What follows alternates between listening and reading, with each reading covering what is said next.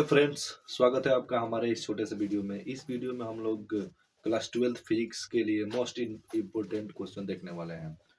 तो चलिए फिर वीडियो को स्टार्ट करते हैं। और आज से आपका लाइव क्लास इसी चैनल पे होगा। इस चैनल को सब्सक्राइब कर लीजिए, ये न्यू चैनल है।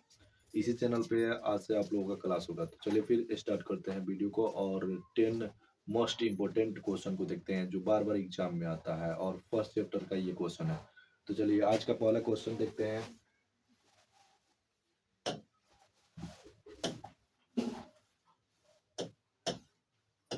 देखिए सबसे पहला क्वेश्चन कह रहा है आज का, किसी वस्तु पर आवेश की न्यूनतम मात्रा कम नहीं हो सकती है।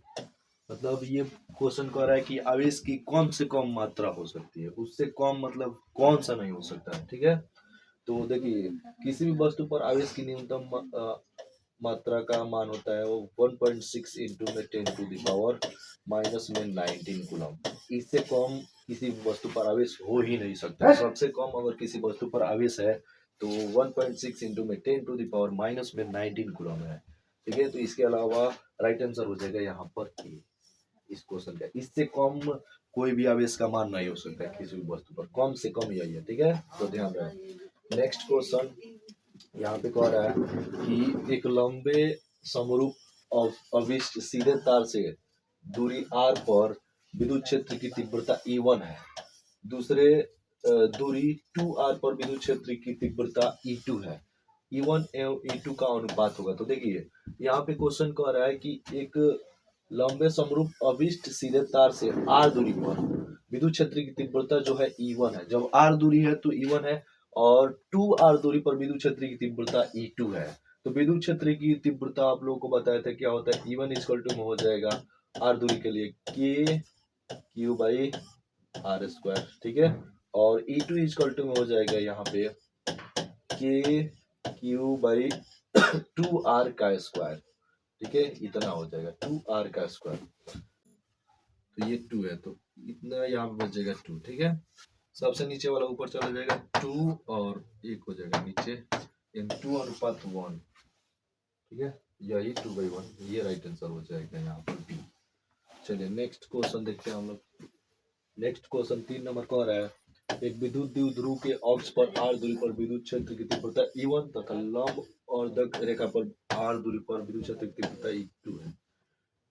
तो इसका राइट आंसर होगा 2:1:5। ठीक है, इसको कैसे, ये हम लॉन्ग वीडियो में सॉल्व करेंगे। अभी आप लोगों को ये शॉर्ट वीडियो दे रहे हैं हम बस केवल बताने के लिए कि इसी चैनल पे लाइव क्लास होगा। ठीक है, तो इसका राइट आंसर होगा अभी के लिए जान लीजिए सी। लाइव क्लास में इसको हम लोग सॉल्व करेंगे। अगला नेक्स्ट क्वेश्चन दिया है 4 नंबर, कह रहा है पी आघूर्ण वाला एक विद्युतीय द्विध्रुव विद्युतीय क्षेत्र ई के साथ 90 डिग्री का कोण बनाता है, तब इस पर लगा बल आघूर्ण होगा। तो देखिए पी आघूर्ण वाला एक विद्युतीय क्षेत्र विद्युतीय द्विध्रुव क्षेत्र ई के साथ 90 डिग्री कोण बनाता है, तब इस पर लगा बल आघूर्ण होगा P cross E।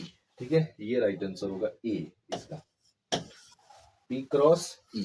Next question देखते हैं।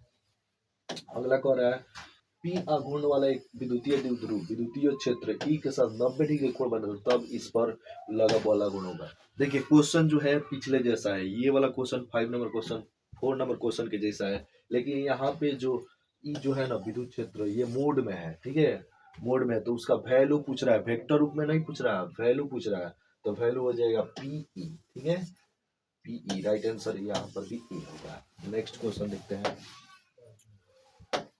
चलिए यहाँ पे अगला क्वेश्चन है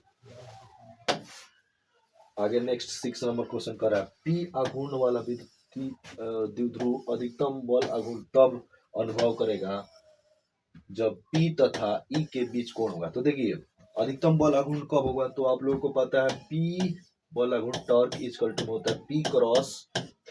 ठीक है, ये पता है। अब क्रॉस प्रोडक्ट यहाँ पे है तो यहाँ पे आप लोग वेक्टर पढ़े होंगे, वेक्टर का क्रॉस प्रोडक्ट, तो इसका मान आएगा PE साइन थीटा। ठीक है, तो यही कह रहा है टॉर्क का मान मैक्सिमम कब आएगा, तो थीटा के मान पे डिपेंड करेगा टॉर्क का मान।